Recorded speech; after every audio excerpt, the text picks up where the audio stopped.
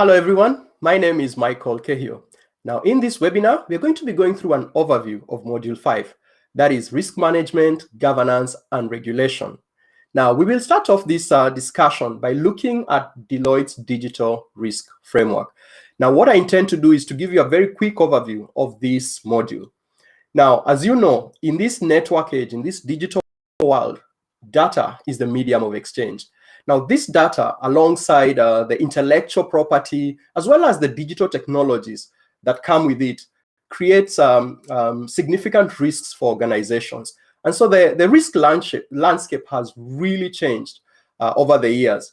And so as you can see here, Deloitte has identified about 10 key risk areas. One of them there is strategic, there is cybersecurity, which you would be familiar with, risks like third-party risks and the like.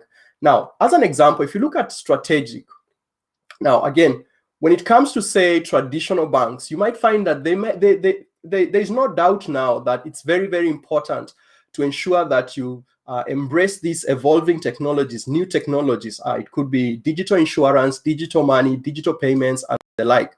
And so you will find sometimes with the traditional banks, they may realize that it will be too slow for them, or they are unable to build up very quickly this type of technologies. And so they may make a decision to actually acquire a fintech business. Now that is a strategic decision, and with that comes risks. Now another one there is cybersecurity. Now, as you know, all organizations are vulnerable, they are prone to this. There are a lot of cyber attackers out there who consider that data to be valuable. And like I said, data is valuable not only to the organization, it's also valuable to its competitors, and it's also valuable to cyber attackers who can monetize it either by selling it to other parties or by asking or demanding a ransom from the organization. Now, maybe I'll just look at one more risk, and that's third-party risk. Now, again, probably you have seen this in your organization. These days, you will find that companies rely on third parties. It could be, for example, utilizing other softwares within the organization. And with that comes third-party risks, because the software itself, it's not the organization itself that is managing the security or the firewalls and the like over the controls of that organization. And so it has to trust that that third party has adequate controls. Now, this is a summary of the different types of risks that you will see out there. Now, I used to be a risk governance and compliance manager for two of the ASX-listed organizations. And so I can identify with quite a number of these risks. I've seen them quite a lot in risk registers. I've seen them quite a lot when facilitating risk workshops and the like. And as I've mentioned, you can see some of them that you could be very familiar with, like cybersecurity, third-party, privacy, and the like. So we will be looking at all this in Module 5 and how to protect data, how to protect the intellectual property, and how to protect those digital technologies that the organization has. So these are the learning objectives in Module 5. Now you can see there, we've talked about data security. That's going to be very, very important in this module. Learning about that and learning about the importance of that.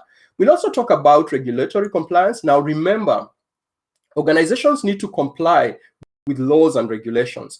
Now, I've been involved in, say, preparing risk appetites for organizations. And you will find that while organizations may have a higher risk appetite for certain things, such as acquisition of other businesses, introducing new products in the market, you will find most of the time they will have zero tolerance on breaching the law. Ideally, that's what they should have. And so we will be looking at regulatory compliance. We'll also be looking at risk governance. Now, what is governance? Governance is just how decisions are made within an organization. And we'll be looking at this in Module 5. The last one there is around compliance breaches. Now, let's face it, even with adequate controls, sometimes what happens is laws are breached. And so the question would be, what's the implication of this, and how can this be prevented, or how can the organization get back quickly to fix those controls that were either inadequate or ineffective? So before I continue, this module accounts for 20% of the exam. So that's 15 out of 75.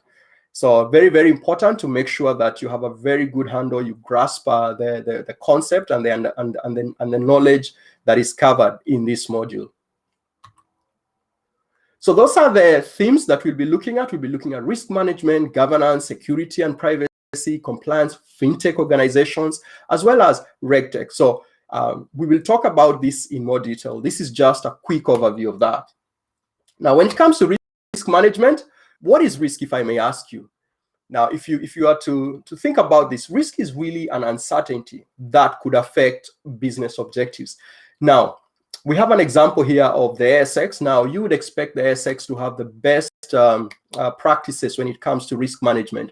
But any organization can fail at one time or the other. And here you'll see that what they did is they implemented or upgraded their software, and then that resulted in a technical glitch, and that ultimately resulted in halting trading at the ASX. Now, that is quite a severe consequence when the whole of Australia or when the whole of the market is actually halted because of a glitch.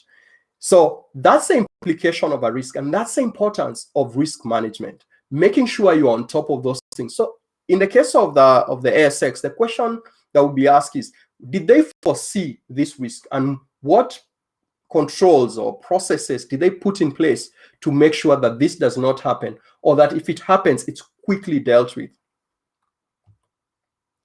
So this is the risk management process that we'll be looking at module 5. I'm excited about going through it, but in a nutshell, that's the process itself. You can see it has quite a number of steps there, and these are very, very important steps. Now, I'll be taking you through this, as well as giving you those practical experiences around risk management. So let's look at governance. Part B of module 5 looks at governance. Now, like I said, governance is how decisions are made in an organization. Who has accountability? Who is responsible for certain aspects of the business? It could be certain roles and responsibilities. Now, you will find that the CEO generally is ultimately accountable for everything, together with the executive leadership team and together with the board of directors. So this is an organization that I used to work for as a risk and compliance manager there. And so this is Rio Tinto. And you can see Rio Tinto has clearly defined its governance structure. It's talking about the board charter. It's talking about what the board does.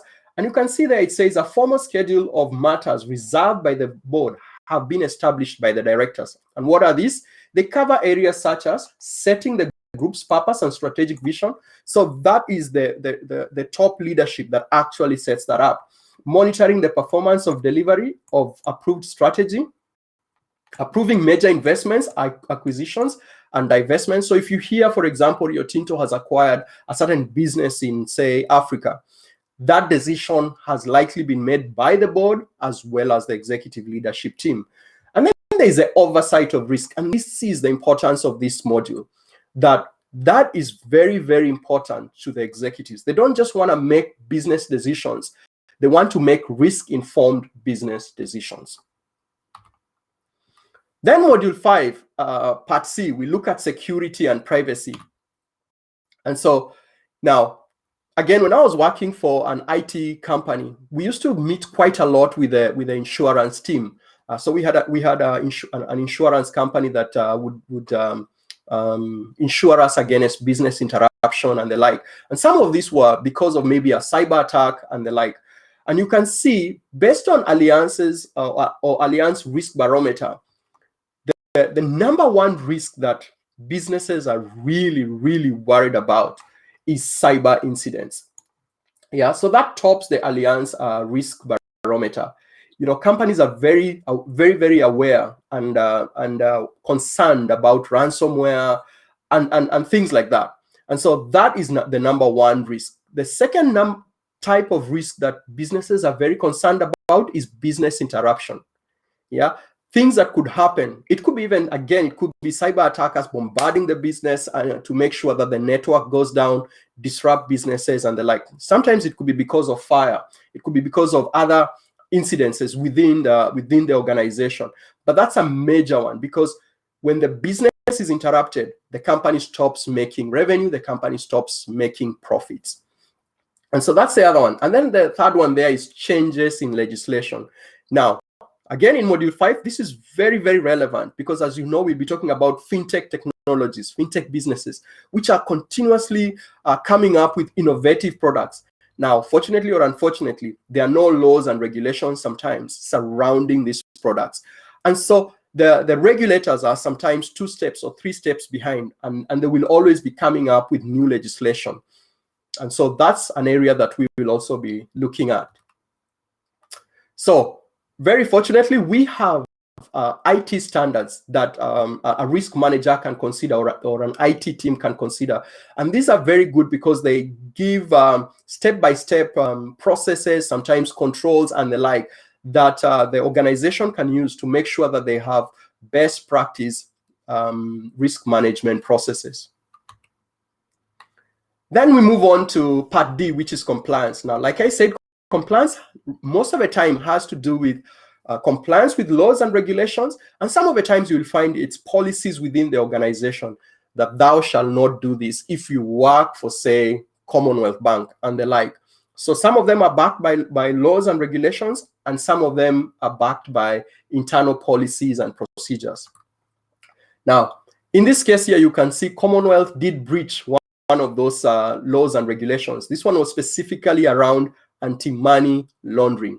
And what happened is Commonwealth was fined a very hefty fine of $700 million. Now, that is considered to be the largest, biggest fine in Australian corporate history for breaches relating to anti-money laundering. So, with that, we'll also look at the importance of the compliance framework, because the compliance framework sets the tone of the organization, really informs the risk culture of the organization. And as you can see there, and we'll talk about this in more detail, the tone at the top is very, very important. How employees perceive the executives and the board of directors. Then we will look at Fintech Regulation. Like I said, these are new organizations, startups, and new businesses that have come up, are taking advantage of digital technologies, completely disrupting the market, coming up with innovative products and the like. And so, as I said, you'll find that regulators are trying to play catch up because these fintechs, they're coming up with new products, and the regulators are trying to regulate this. And you can see from this article here, there are calls for greater regulation of buy now, pay later services like Afterpay and ZPay, because they've come up with products. That means that consumers are at risk, but there are no regulations around those products. And so the regulators have to keep at pace with that as well. So what's the purpose of regulation? Obviously, to protect the consumer. And we'll talk about this in more detail. Why? Because the consumers sometimes lack awareness. Sometimes they are given too much information and the like. And so they're not able to decipher or really see the risks that are involved, or even the hidden costs that are involved when it comes to this type of contracts. Then the Module 5, Part F, which is the last one there, we are going to be looking at RedTech. And so these are organizations that have come up that are there to help organizations or businesses to comply with laws and regulations. Now, a good example there is the Akada platform. And you can see here, this organization says that it's encouraging its clients to utilize their platform. And they're saying you can consolidate your regulatory data and reporting with one integrated and easy to use software as a service. Now, these are the kind of things that we are referring to here. And so we will also be looking at this. So with that, that gives you a good overview of Module 5. Thank you.